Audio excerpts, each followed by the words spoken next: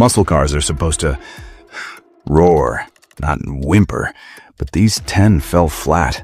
In this video, we break down the worst muscle cars that let America down. One legendary nameplate was so underpowered, it went from muscle icon to laughingstock, with just 88 horsepower under the hood. Number 10, 1971 to 1975, Ford Maverick Grabber. Kicking off our list is a car that wanted to be a muscle car so badly, but just never quite got there. The Ford Maverick Grabber. The Ford marketed it as a sporty, muscular compact, and the Grabber definitely looked the part, with its spoilers, cool graphics, and a dual-scoop hood. But in its first couple of years, it was really just an appearance package. The real letdown came as the years went on. While you could eventually get a V8, its power was slowly strangled by emissions rules. By 1975, the Grabber's 302 cubic inch V8 was making a sad 122 horsepower and 208 pound-feet of torque. With a 0 to 60 time of over 10 seconds and a quarter mile that took more than 18 seconds to complete, it wasn't exactly the stuff of legend. All this disappointment could be had for a starting price of just $2,805 back in 1975. It was a classic case of all show and no go. A sporty-looking economy car that left buyers grabbing for a lot more power. But while the Maverick was an economy car trying to act tough, our next car was a true pop culture icon that tried a risky new technology with disastrous results.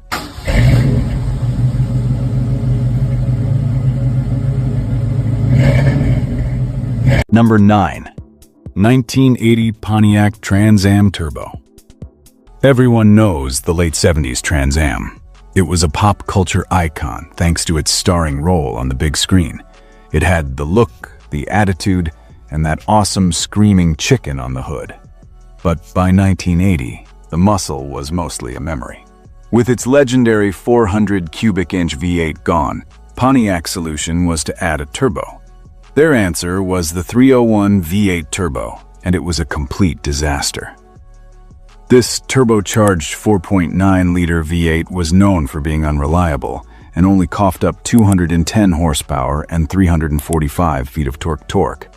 That might not sound terrible, but it resulted in a sluggish 0 to 60 time of around 8.2 seconds and a quarter-mile run that took a leisurely 16 to 17 seconds. The turbo option added about $350 over the base Trans Am, bringing a well-optioned car's price to around $9,000. The car's cool image just couldn't hide its poor performance, leaving a whole generation of fans completely disappointed. Pontiac's turbo experiment was a failure, but our next car wasn't a failed experiment. It was a complete identity crisis for one of the most respected names in muscle car history.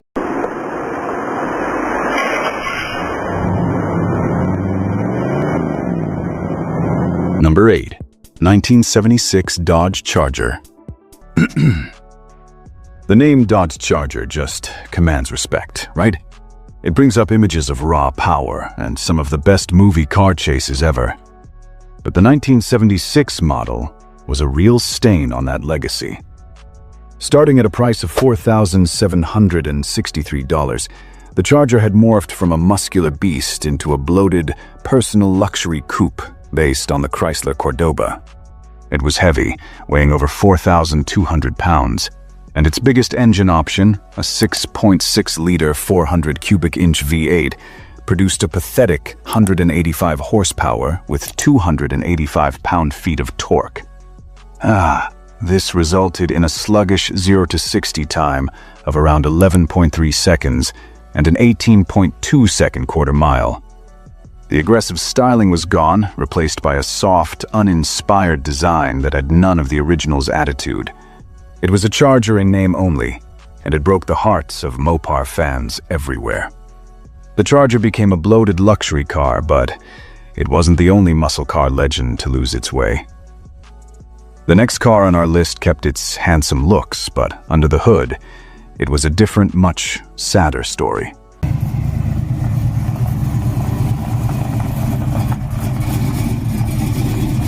Number 7.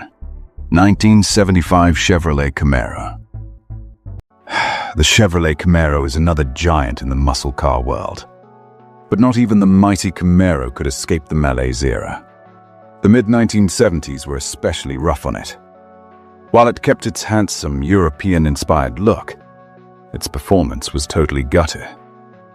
By 1975, the base 350 cubic inch V8, with a bore of 4 inches and stroke of 3.5 inches, wheezed out just 145 horsepower and 250 pound-foot of torque.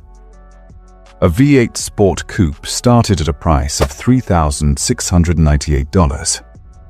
Even the upgraded version barely cracked 155 horsepower.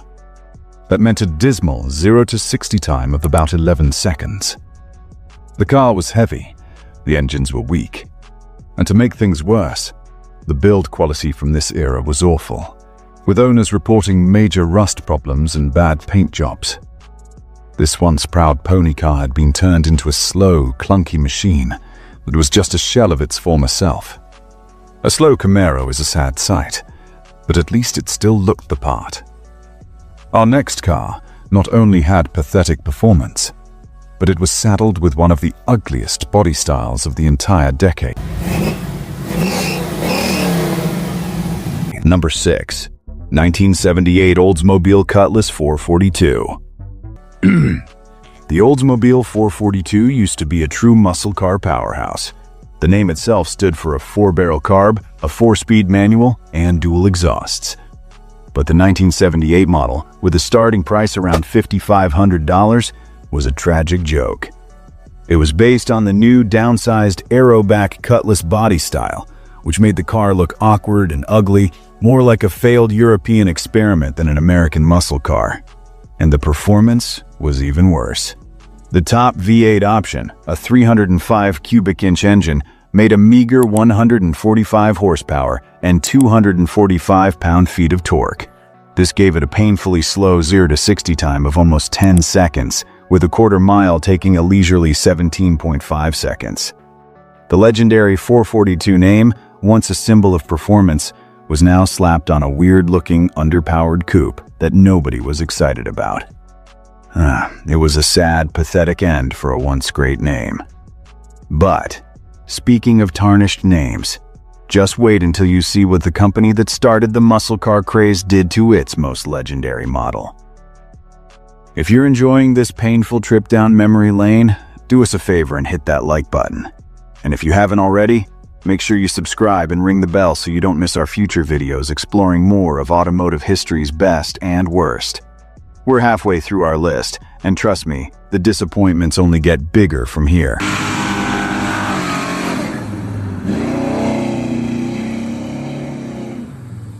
Number 5. 1974 Pontiac GTO. The original GTO pretty much started the whole muscle car craze. So you can imagine how annoyed, outraged people were when Pontiac took that legendary name and slapped it on a compact economy car. The 1974 GTO was no longer based on the tough Malaise, but on the boring Pontiac Ventura, which itself was just a Chevy Nova with a different badge. The GTO option cost an extra $461 on top of the Ventura's price, putting a base GTO coupe at around $3,200. While it did have a V8, the 350 cubic inch engine with its 4-barrel carburetor only made 200 horsepower and 295 pound-feet of torque. While its 0 to 60 time of 7.7 seconds wasn't terrible for the era, the car's economy car roots were obvious in its bland styling and terrible handling. It was a desperate attempt to keep a legendary name alive, but all it really did was tarnish its legacy. The model was dropped after just 1 year, which was a clear sign of its failure. But our next car took badge engineering to a whole new level of betrayal, slapping a legendary American name on a car that wasn't even American.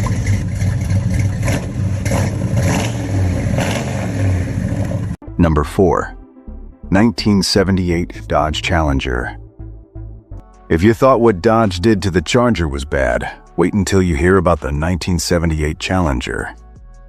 After the original icon was discontinued in 1974, Dodge brought the name back 4 years later. But this was no muscle car. This new Challenger was actually just a rebadged Mitsubishi Galant Lambda imported from Japan. With a base price of $5,665, it was positioned as an upmarket compact. The rumbling V8 was gone, replaced by a couple of weak four-cylinder engines. The top-tier motor was a 2.6-liter inline-four that produced just 105 horsepower and 139 pound-feet of torque.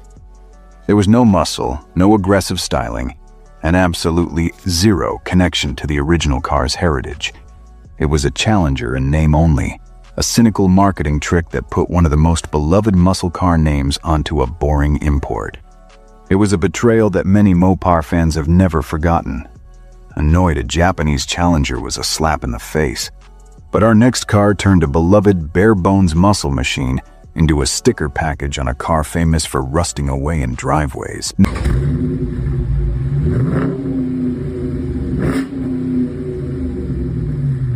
Number 3, 1976 Plymouth Volare Road Runner. The whole idea behind the original Road Runner was simple. A cheap, no-frills car with a massive engine. It was the working man's muscle car.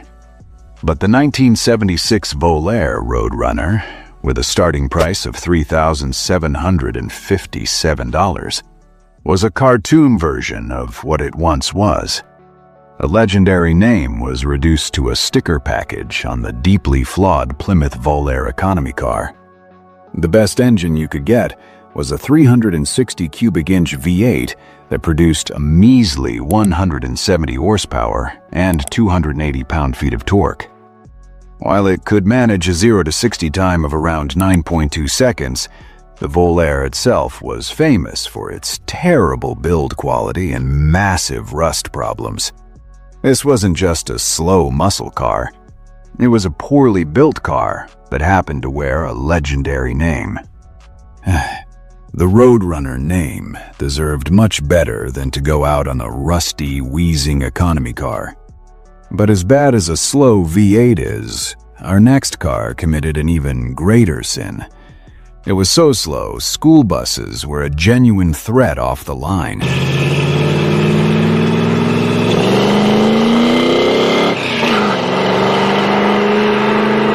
Number 2, 1982 Chevrolet Camaro Iron Duke. Coming in at number 2 is a car that committed the ultimate sin for a muscle car. It was embarrassingly, unforgivably slow.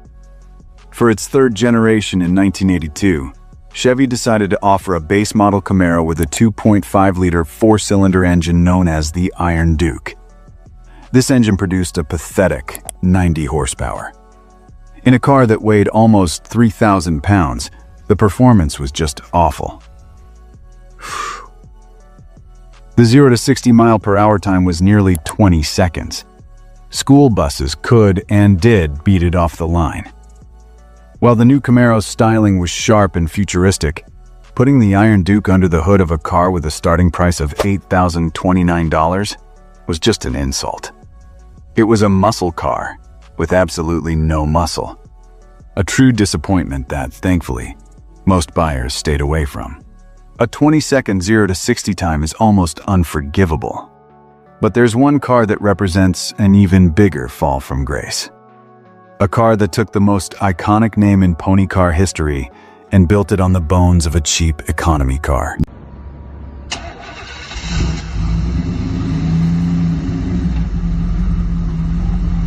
Number 1, 1974 Ford Mustang II.